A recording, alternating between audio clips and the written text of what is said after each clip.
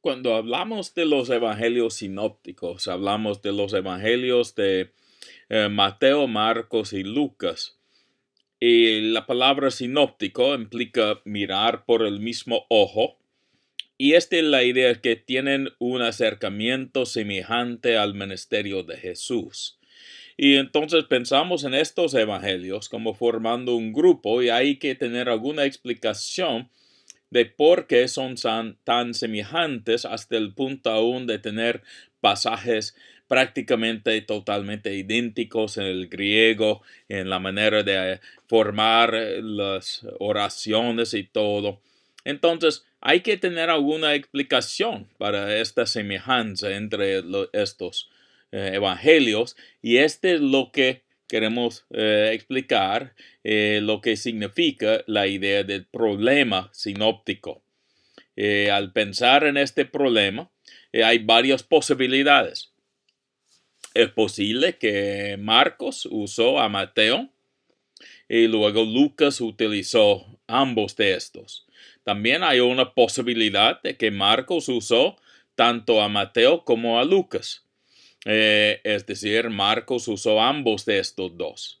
Otra posibilidad sería que Mateo usó a Marcos y Lucas utilizó ambos de estos, es decir, Marcos y Mateo, o que Mateo y Lucas ambos usaron el Evangelio de Marcos. En verdad hay otras posibilidades, pero no son posibilidades tan marcadas y tienen un poco de diferencia. Y otra posibilidad sería que Mateo y Lucas usaron un evangelio semejante a Marcos, pero quizás un Marcos, uno escrito antes de Marcos.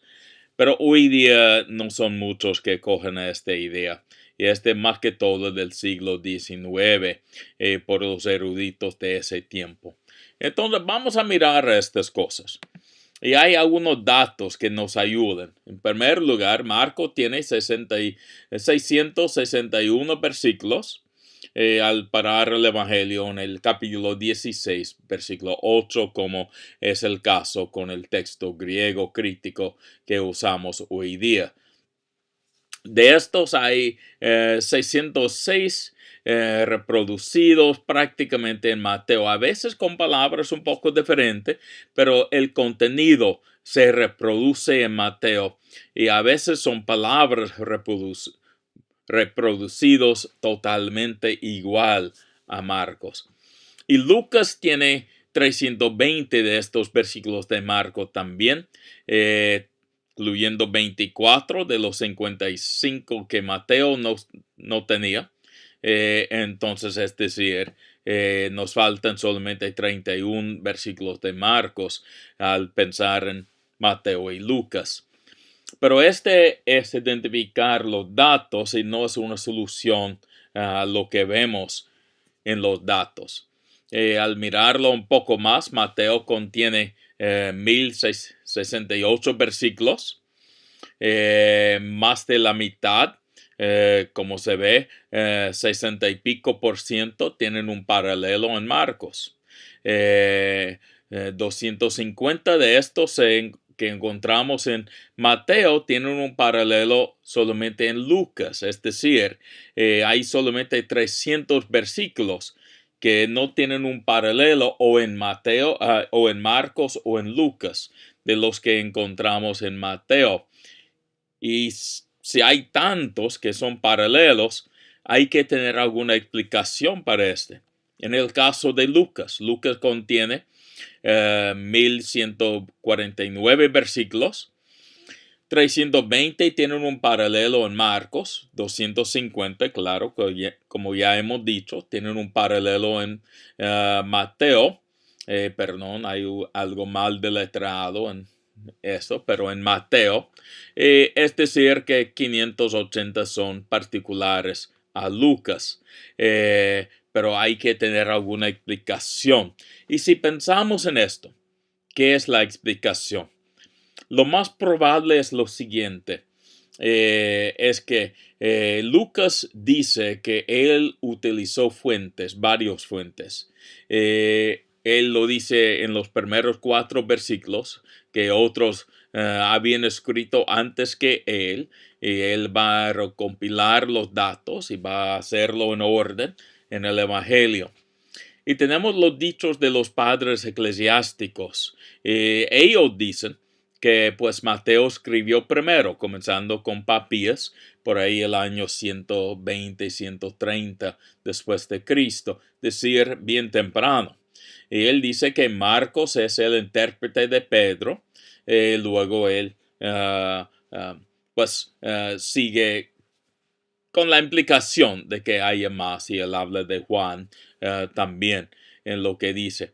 Y otros dicen que Mateo escribió primero, pero siempre dicen en hebreo. Papi es el dialecto de hebreo.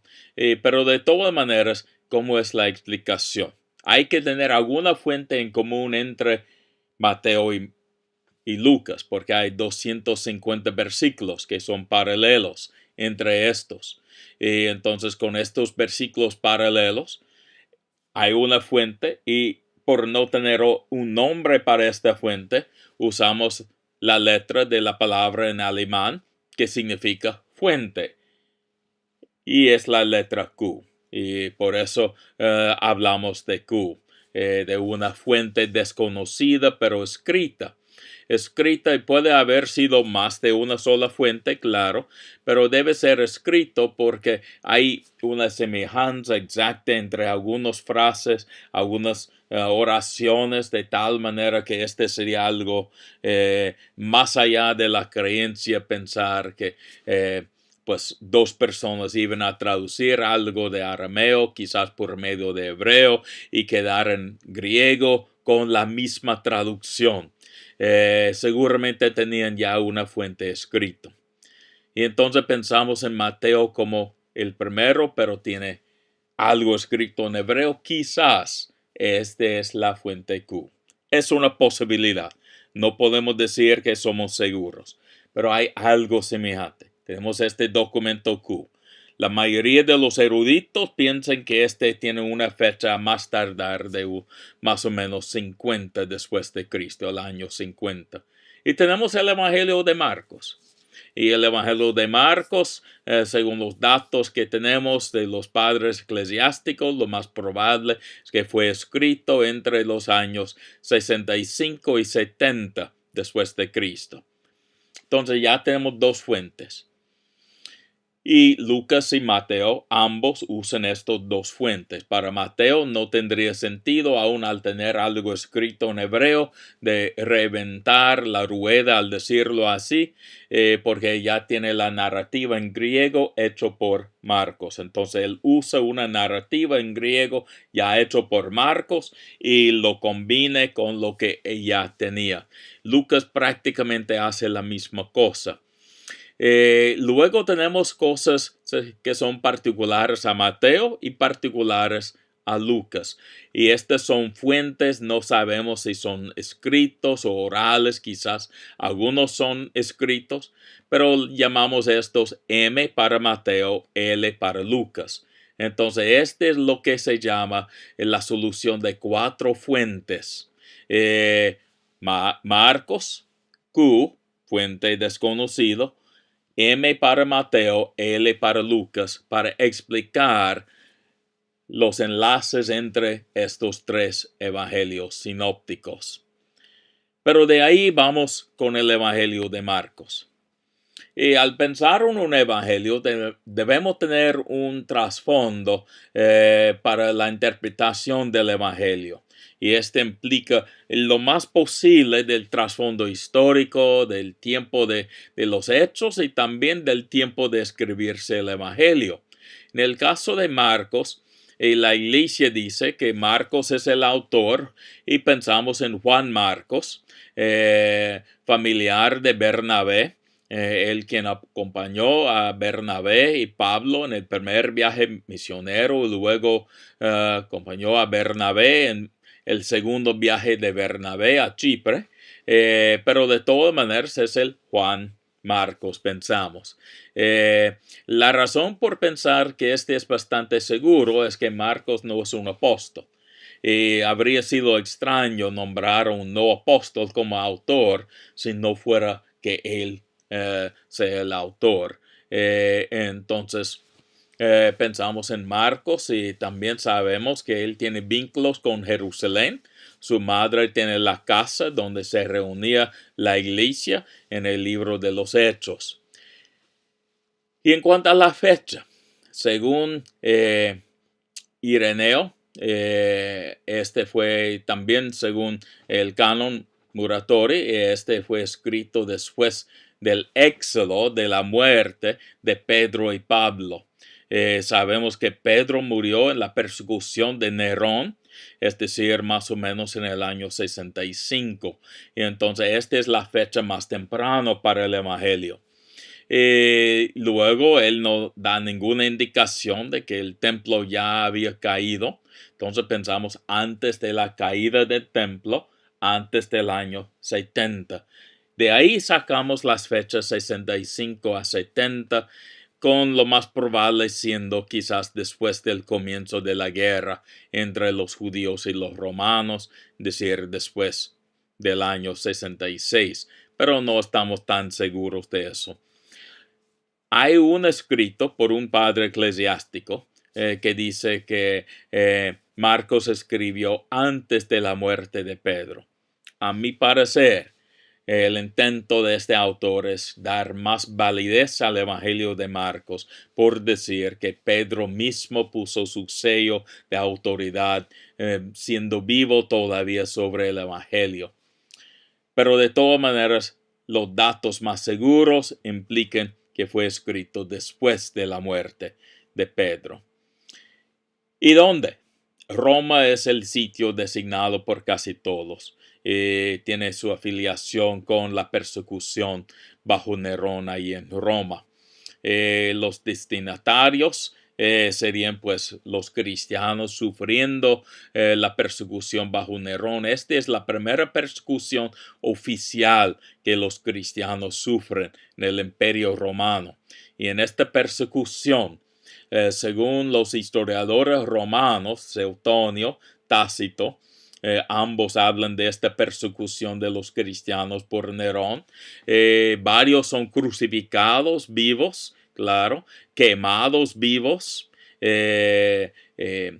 puestos en palos y también matados por echarles a los animales, a veces cocidos en pieles de animales para que los animales quieren comerles. Es decir, fue un tiempo terrible de persecución.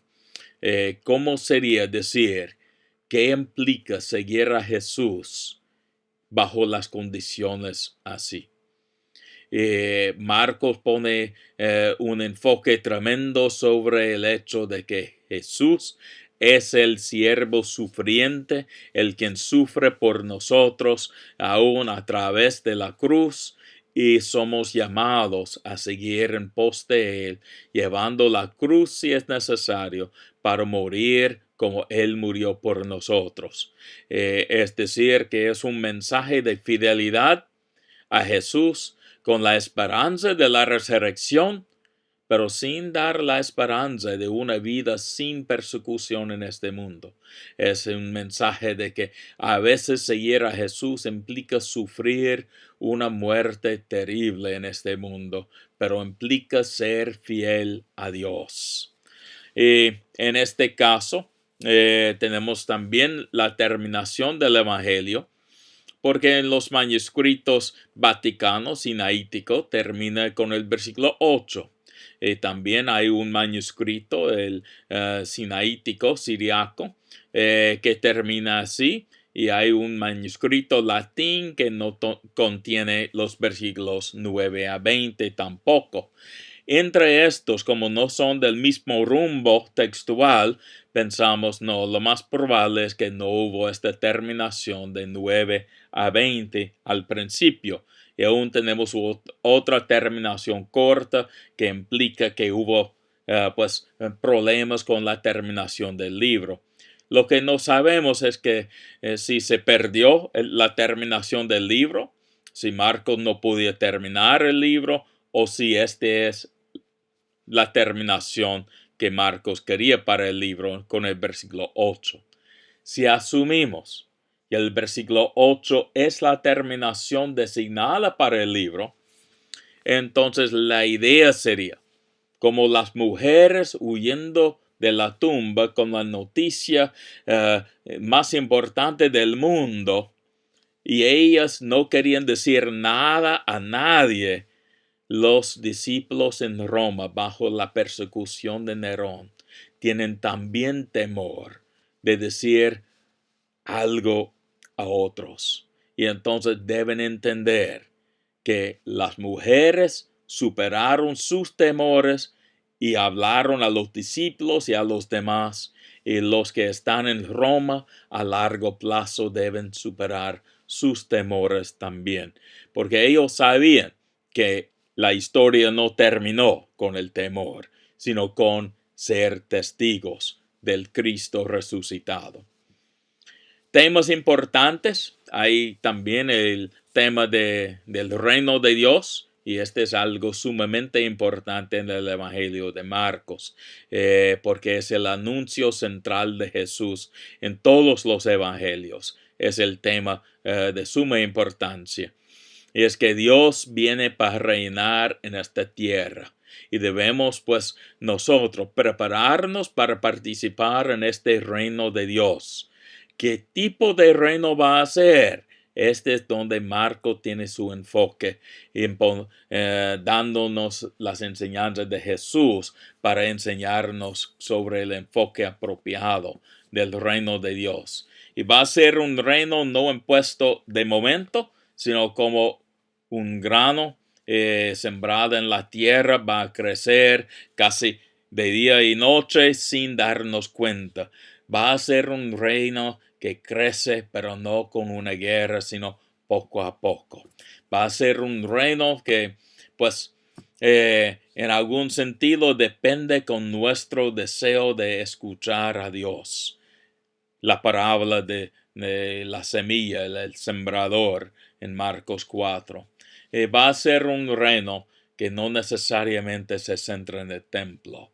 Y hay un predicho, una profecía en cuanto a la destrucción del templo. Este no va a ser el centro del reino de Dios, sino el nuevo templo va a ser el centro del reino de Dios. Y el nuevo templo se construyó en 3 días y es el Jesús resucitado.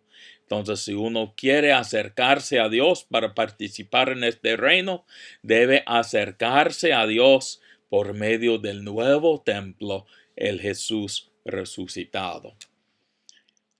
Este es un bosquejo general y hay una estructura en Marcos, y esta estructura es que hay una introducción. Jesús comienza su ministerio en medio de muchos problemas porque Juan el Bautista ya es un preso.